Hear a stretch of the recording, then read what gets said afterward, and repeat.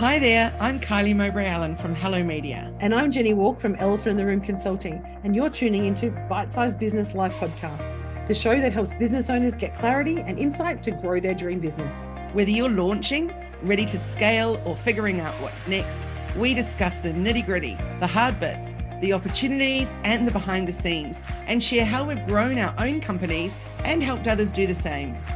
We're glad you're here. Hello everyone, I'm Jenny Walk from Elephant in the Room Consulting, and we've got Kylie Mowbray-Allen from Hello Media, and you're tuning into Bite-Sized Business Live Podcast, the show that helps small business owners get clarity and insight to grow their dream business. It is Friday, it's our favorite day of the week. How are you going today, Kylie? I'm super good, thanks, Jenny. What about you? I am doing really well. We've had a pretty crazy and amazing week. We had some short notice stuff. We had a full week planned, and then last Friday we had to throw everything out and reorganize our entire week. So that's why we're talking about how to deal with uncertainty today, because that has been my whole week. I feel like that's been my life. but I know, right?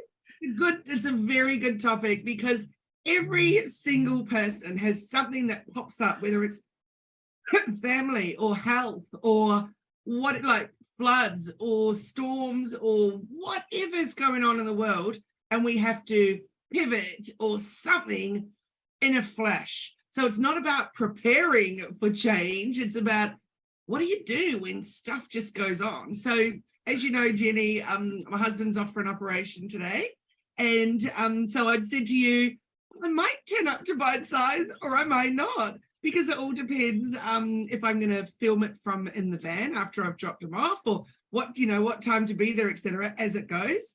I found out late last night I could actually be here this morning and go after. But it's just one of those things. You didn't panic. You're just like, cool. If you turn up, that's great. If you can't, that's fine. I'll just carry on. And I think it sums up perfectly the attitude and the mindset that you need to have to be able to cope in this incredibly uncertain world. Oh, I completely agree. And I find it really funny, I guess, for me, because I've always had this kind of, I don't know, I use the term ability, but I don't think it's like any particular ability, but, able to just pivot on a dime. So someone says, hey, you need to go and present something. I'm like, cool, what do you want me to talk about? Give me 4 things and I can talk about it. And if I don't really know the answer, I'll work it out. And I've been always able to do that. So when I see people who, when they're going on doing a presentation and they need to spend 85 hours preparing, I'm not talking about general prep that you do if you're doing a speech or that kind of stuff, where of course you're going to practice and you're going to write your content and make sure that it's like amazing. But I think in this current environment, the ability, or creating and developing the ability to just be like, I just know my stuff well enough. I'm confident enough in who I am that if you want me to talk about a topic, I will talk about it. I will make it work. We will use the crowd. We'll do whatever we need to do. And I just find that natural for me. But I'm realizing recently how hard that is for a lot of people. And I know with last week, there's an amazing woman that I work with who's an incredible consultant. She's amazing at her job. But when it comes to presenting programs on Zoom, her mind goes blank and she freaks out. And I don't know how to use the polls, and I don't know how to do this, and I'm not sure what I'm going to do there. And she gets like analysis paralysis when it comes to doing this. And the result is I can't do it. But because she's so worried about that, you don't say it. And then I get a call going, so can you rearrange your week and deliver an 8-hour workshop for us online over 2 days? How's about it? It's like, sure. But like, I can do that. I'm like, cool, let's do that. But I know a lot of people would really struggle with that. And I think it's a really important thing to say, it's okay if you screw up. It's okay if you don't get it 100%, but start to get uncomfortable in that uncertainty. I think it's so good when you recognize that it's actually one of your superpowers. And because I'm similar in terms of, I can just wing it and just get going with it. It's something that I know that needs to be done. And, I've got a million topics that I can talk on, but it's the same as writing. Like, I don't understand when people get that, in a way, I guess, writing paralysis or whatever. Yes, I could get writer's block and be like, oh, a little uninspired or whatever, but it can just flow and I can just pull it out at any time, or ideas and things. But that's not the case for everybody. And I'm similar when it comes to numbers. I've really got to sit and think and really work stuff through, whereas my husband is just a calculator brain and just goes, Yeah. it's just extraordinary. So we all have our different superpowers, don't we? So you and I, it's really important that we can acknowledge that for some, it's really, really tough. And it can create a lot of anxiety in planning and preparing for stuff. But the whole issue is, at the moment, with the way the world is going, we just don't have that luxury all the time so that we can actually prepare. So I'd like to give an example of two things. One of them is Canva and one is ChatGPT. So Canva came along and graphic designers literally lost it, going, well, not all, obviously, but many going, that's it, we're no longer needed. We're not going to have any work anymore. And still to this day, I hear that a lot from some of them, just going, they killed my business. It's like, no, they didn't. You could pivot. You could actually start thinking about who is your client. Your client isn't the client that actually thinks, oh, well, I can save $1 and do it myself, because really your client is the one that still needs amazing packaging designs and amazing whole creative concepts around their branding, etc. So there's a whole lot of stuff out there for graphic designers, including working with Canva, creating templates for them. So a lot of different options out there, as well as you can still train people in how to design and things like that. So I think that it's a case of just looking outside the box. And then ChatGPT, I'm just hearing endlessly from people freaking out, saying, that are copywriters and SEO people and stuff, going, well, there's no more jobs for us because now there's a robot to do it. It's like, no, it's 100% not the case. So no, that's right. Yeah, and obviously there'll be a gazillion. I mean, those ones are just the two that keep glaring at me, but there'll be loads of other ones out there, I'm sure, where people go, oh no, something's come along to replace what we do. And I think the challenge is not actually about necessarily saying, well, what do I do? How do I operate? It's actually just about being uncomfortable to say that it's how we run our business is constantly changing. And this idea that we have a business that is, ABC every day, all day, even whether it's a product sell, whether it's a consulting business, whether you have a fairly structured program, there's always something that's going to derail you. That's always something that's going to come in and say, I know you had an appointment at 10 o'clock, but now that's moved to 1 o'clock, or your 1 o'clock is now at 10:15. And all this idea of I had to have these hours of planning, I had to do all this prep, we need to start responding to say, and actually start owning our own strength. And, to your point, for me, that's being able to pivot, that's being able to just talk about stuff, because for some reason, that's something that I can do well. But I also don't stress about change. And I think we've had so many years of constant frustration. Instead of people being comfortable in that uncertainty, I think it's actually going the other way. I think they're actually becoming more they need structure more, and they're becoming more dependent on structure because it's the only way they feel they can cope in this kind of uncertain environment. But in fact, all that's doing is making that anxiety and that potential stress even more. Instead of saying, you know what, we're in an uncertain world. What happens today, what my diary looks like, I can plan my diary to the nth degree, which we both do every week, and say, this is what our plan is. But things are going to change. Like, I was going to go into an office of a client today, but I've got a builder coming in. He said he needs me here because there's some stuff that he can't make a decision on without me being here. So I had meetings booked, face-to-face meetings booked, and I've just gone, okay, well, I can't do that. Now I could stress about that. I could be like, oh my God, what's going to happen? Or I can go, things have changed. We can do it on Teams. We can do it on Zoom, or let's just reschedule to Monday. What works for you? And just be okay with it. And I think that's the bit we still haven't quite grasped as a broad kind of industry or business kind of ecosystem, if you like. Yeah, absolutely. Just having that what is it, Jenny? That mindset maybe where it's actually going to be okay to shuffle things around. I actually got a message from a client last night who, she's just glorious, and she sent me a message and said, oh, I just noticed that your next meetup for Positive Passionate Businesswoman is on your ukulele night. What are you going to do? And I said, wow, I've scheduled my whole year of Positive Passionate Businesswoman, and I've got each speaker locked in and etc. So unfortunately, I'm just going to have to miss a whole lot of ukuleles because I didn't know about that before. No. And she said, it's your business though. And it's you're the boss. So why don't you move all of those? Those were not exactly her words, but I was just like, thank you. I really needed to hear that, because it's my one thing each week that I've only been to 3 so far, but I'm absolutely loving it. So she's dead right. Those things can be changed and moved and shifted. And I think that's the exact point, is recognizing that as a business owner, whether you're a side hustle entrepreneur, we talked about the different levels of business. It doesn't matter where you're sitting in your business.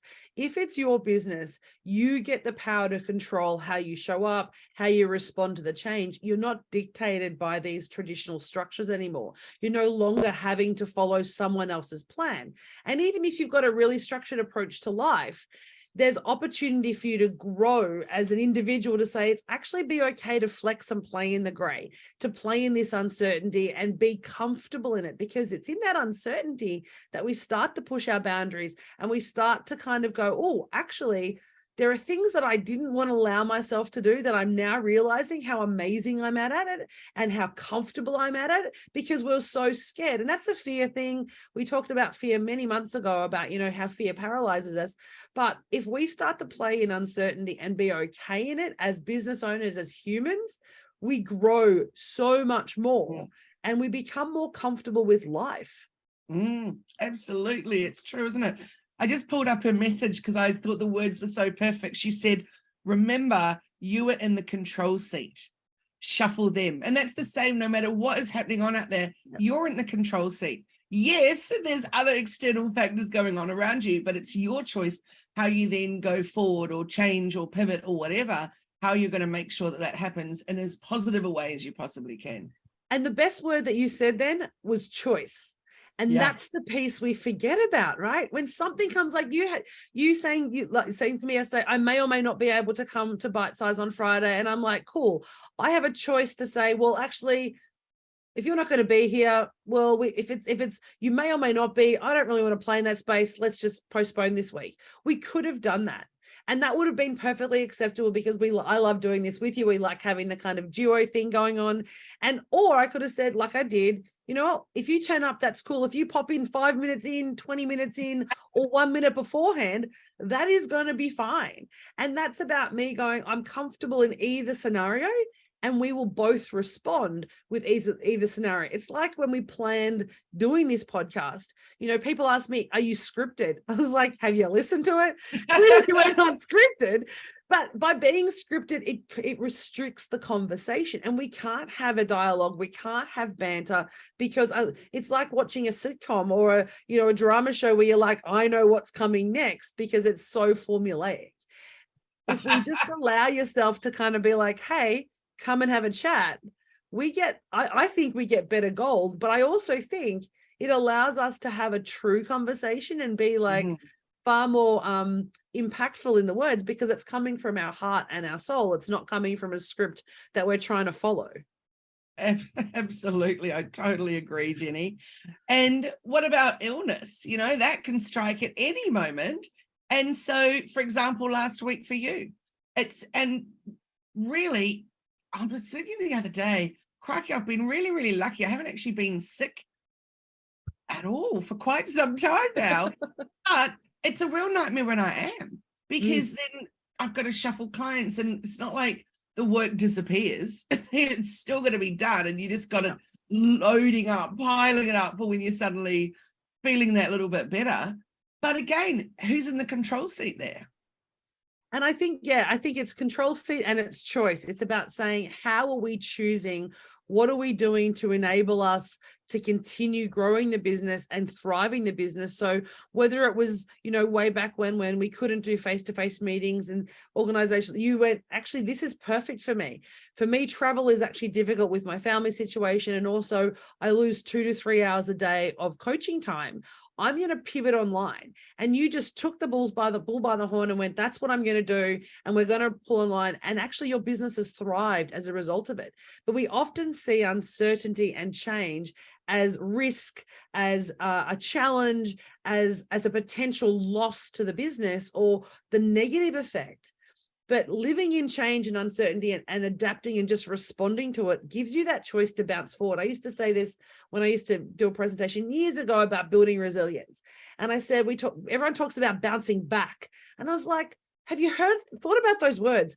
Bouncing back means you're actually going behind where you started. So I'm bouncing backwards. Why would I want to bounce backwards? I want to bounce forward. I want to be in a situation and I want to bounce forward, not go, oh, this is, taking a step back. And I think our language becomes really important in this perspective. So, today I just bounced forward. I got in, and then you message like, I'm going to be there. And I was like, woo, we can do this great, right? But it wasn't a paralysis. It wasn't a kind of like thing that stopped me going, well, it's not going to be as good. I don't know what I'm going to do. And that comes with age, that comes with confidence and experience. And I totally understand that. But that experience has to start somewhere. So the excuse, I don't have the experience, I haven't done it before, I don't think we can use that anymore as humans. I think we can now say, you know what? No, I haven't done it. I'm a little bit scared because it's okay to say that now in public. And I'm still going to do it anyway. I'm still going to get up and do it. It's like Brene Brown's, not Brene Brown, one of my favorite artists who's, I can't remember right now, who talks about, I can do hard things. You can do hard things. You can get up and do it, and and whatever happens. Yeah, it doesn't matter, right? I think you mentioning choice, that's absolutely vital there. And so that you've also got the choice around the language. And so I think that language piece is so important. You talked about the bouncing forward, which I love. We had a lot of fundraising happening for us that we didn't even know about when my husband first had his accident. And to help us build a purpose-built house, for wheelchair accessible and all that kind of stuff. And I was very overwhelmed initially with how am I going to be able to pay that back to the community? I mean, not that anyone asked for it back, but how am I going to find a way to pay this back? And then I really, really quickly realized it's not about paying it back ever. It's about paying it forward. And we've then spent the last 15 years finding different ways to pay it forward. Yeah. And it's incredibly important. I will do that for the rest of my life because I just feel like, obviously there's a whole lot of people out there in the world that need help in some way. And if you can do something, then do something. So language is so incredibly important. So I could have either stayed stuck in that mindset of, I can't ever pay it back. All I had to do is switch that one word and woohoo, let me look for opportunities to pay it forward. And that felt really, really good. So I think choice and choice of words is everything. And I think it's all of those things that we've talked about, having the right mindset, building some resilience, building a little bit of armor that allows us to kind of flex, not keep us so rigid. And we talk about structure. Like I always talk about business structure. You talk about kind of process that you use when you're coaching people on building their digital marketing strategies. But that structure is designed to work for you. It's not a structure like a house that has walls that don't flex. It's really around saying, how do we build a structure that allows our business to move and change depending on the environment, depending on our clients? When something pops up and it's a massive opportunity, what are you going to do? Are you going to say no because it's a little bit scary? Or are you going to say, actually, I'm going to do it and we're going to find a way through the mess. I know it's going to be hard. We're going to be working extra hours. I might have to get more resources, but the opportunity is there. And if we stay in this structured place and we don't want to play in uncertainty, we're never going to be able to grab those opportunities that say, it's going to be hard, but you know what? Let's try it anyway, because that's 100%. What we want to do for our business. Absolutely. And what about also when times are a little bit tough financially? Sometimes I'm just not even in the mood to think about, dare I say it, because, I hate the word sales calls, for example. So that's fine. So I can either put my big girl panties on and go, I just have to go in and get a part-time job. Or actually, no, I know exactly what's going to help my business get back on track and I need to do X, Y, Z in sales calls or whatever each week, or put myself out there or do lives or offer a workshop, whatever it is. No matter what your business is, you have the choice to start drowning in that scarcity mindset and actually things are really bad at the moment, or flip it and go and get a job. And also it's accepting all of those situations. Choice, being in control, but also accepting where you are. Like, we've had a phenomenal year, but all our clients front loaded their contracts. So quarter one of this financial year was phenomenal for us. Quarter two has been pretty scarce. And I'm like, I'm going into we're in middle of quarter three going, oh gosh, because we front loaded and back loaded all our contracts. So we know at the end of 30 June this year, we're going to have grown probably at least 20%, which is amazing to know that 7 months into the financial year. But we also know that we're front loading and back loading the year. So the middle of the year is a little lean. So what do we do? How do we play in that space? How do we actually respond? And again, we could do that idea of like, oh, it's a bit lean, let's go get a part-time job, or let's get something to supplement. Or we go, okay, what are some short-term contracts? What are some short-term opportunities that I can actually, that have been playing around the edges that I've just left, that I can actually grab hold of and say, I'm going to go do that piece because it will actually help us through this kind of cash flow downturn? Or what can I do to pivot my business or to change my business model right now to enable me to do that? I'm still having calls. I'm still meeting new clients. I'm still spending money. I'm still running a business, but we just have to go, okay, well, how we do that has to change for a couple of months. And then when we go back in the next couple of, when we, get into that kind of high cash flow space, how do we manage that to ensure that this time next year, because it's always a quiet time for us in terms of cash flow, how do we respond to that? And so, and I know in a couple of weeks, we're talking about how to pivot our programs online to actually avoid some of these cash flow issues and build sustainable recurring income at scale. But until you get there, there's always going to be this space of like, okay, well, where do we play? What do we do? So being comfortable and accepting of that, I think is so important. So I think it really boils down to where you're at in your head. So mindset, resilience, all that kind of stuff. If you actually have the ability, or everybody does, obviously, but you need to actually turn that switch on to say, I'm going to find a way to look at it positively and move forward because I do have choices. I love, so that I'm writing that down. Turn that switch on. I think that's the challenge for everyone, is to say to people, we all have this ability to be comfortable in uncertainty, to pivot, to respond. We actually all have this ability. Everybody has everything they need on a daily basis to survive and thrive, right? It's just a matter of whether we choose to turn on that button inside our brain. And I think that's the challenge to everybody in business. And even whether you're working in, as I said, whether you're an employee or owning the business, how do you actually turn on that part of your brain and that part of your mindset to say, I'm okay in this space and we're going to do it anyway, and we're going to lean in, and all those great words that people say. And it's Glennon Doyle, who's the lady who I remembered. But that I love that. That's turn the switch on. I'm going to put that on my wall because that is really important. We all have my brain is now thinking of this amazing electrical current, right? The light switch is there, the bulb is there. We just need to go along and flick it and be prepared to see what happens when we do. Absolutely. I totally think it just comes down to being positive in ways that you can make changes. And if you are stuck in that negative mindset, and again, that's turn that blooming positive switch on.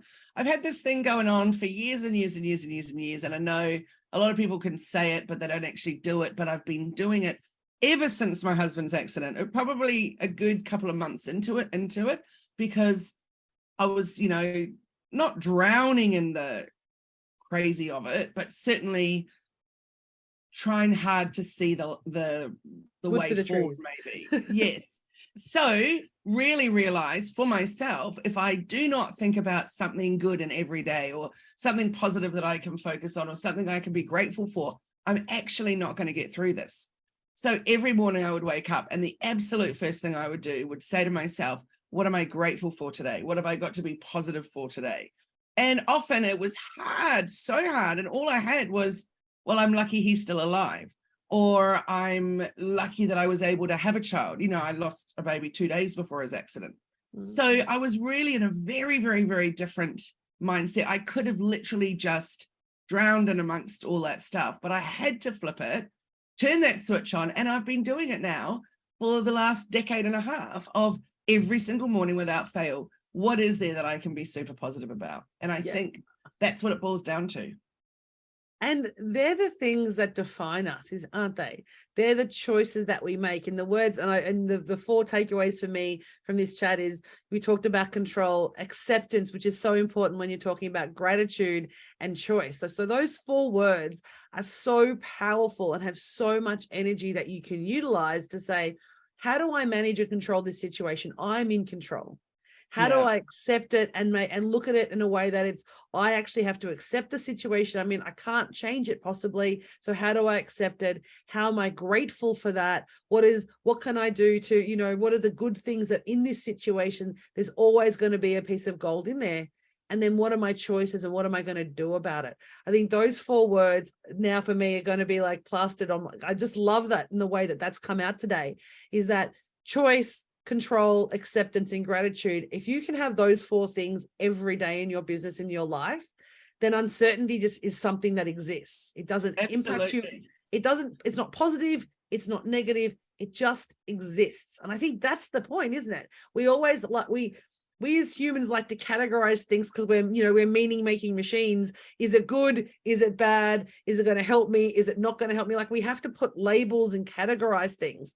But if we just change, and to your point, a mindset to say it just is, this is the situation, this is what it looks like, now what are we doing about it? Rather than using that as a crutch or as an excuse or as a reason for me not to behave in a particular way. Absolutely. I agree with you on those four words. I love that. And then I'm going to say, for me, it's for everyone to remember that they can turn that positivity switch on.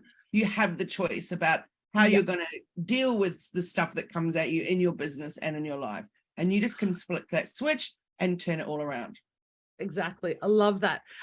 So I hope people, when they listen to this and they think about what are the things that I'm doing in my day-to-day life that I've kind of responded to going, oh, that's bad, I can't do it because of ... because something has changed in their world. Change is not a negative thing. It's just something that exists. So let's start accepting it. Let's start using it and taking power back for ourselves in our business and our daily lives to actually thrive. So that when these things come up, we talk about, with our coaches or online, we say, we're not talking about all the negative and like, oh my God, it's all bad and the world is ending, but I'm still here. No, It's like, this bad thing happened, but you know what? This is what I'm doing about it. Like, let's start focusing that positivity switch and creating a space where there's positive energy and engagement rather than using it as something that kind of we regret later. For sure. And remember this line, change is the only constant in life. That's it. So true. So true. So we have to start accepting it and managing it and being grateful for it. Because also I think about change, right? Like, on the 14th of January this year, I got my partner of 6 years said, will you marry me? That's a significant change in my life. Now, for a lot of people, they would be sending them crazy. And I was like, cool, okay, it's about time. I'm really excited. Thank you very much.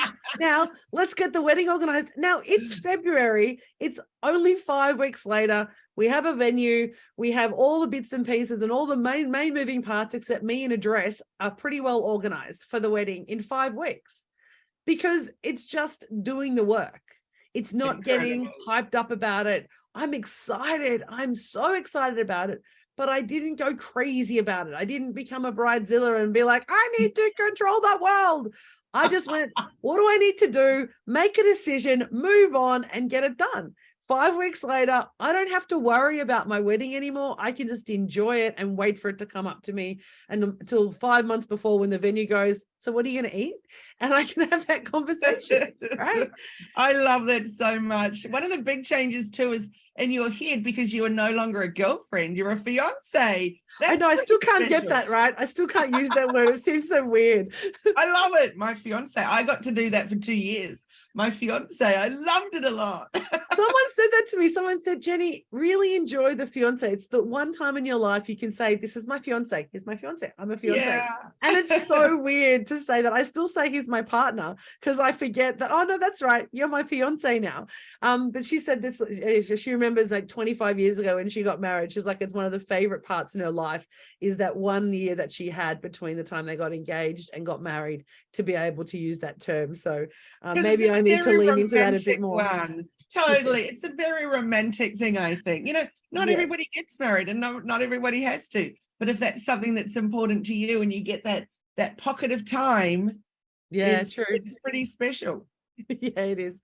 Well, I hope that's been helpful for people today. Really, the focus today was really about providing opportunity to think about how do we take advantage of where we are, what we're doing, and really let it help us and drive us and not paralyze us. And I think that's really the key, isn't it? What we're trying to do is share a little bit of kind of our experience in this space.